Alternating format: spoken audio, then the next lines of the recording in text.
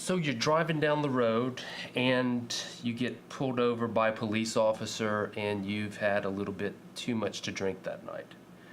What do? I often get asked, do I submit to the field sobriety test or not? As a general rule, it is not a good idea to submit to a field sobriety test. In the state of Louisiana, you have the right to refuse to participate in a field sobriety test, and it's generally a good idea that you not participate in that field sobriety test, because all you're doing by participating in the field sobriety test is giving the police officer evidence that he can use against you in a court of law.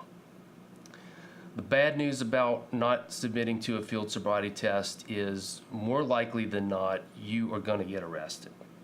If a police officer asks you to submit to a field sobriety test, he has already started a DWI investigation, and he has kind of come to the conclusion that he thinks that you may be impaired and that you've had too much to drink. He smelled alcohol on your breath.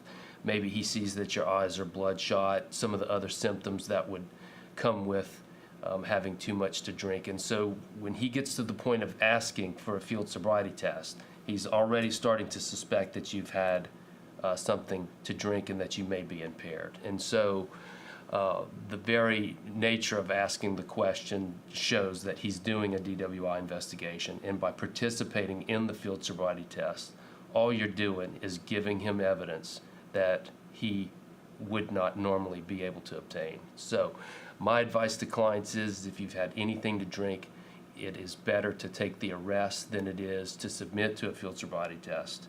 I always tell clients, as inconvenient and sometimes as embarrassing it is to get arrested, it is much better to be arrested than it is to give evidence that results in you being convicted.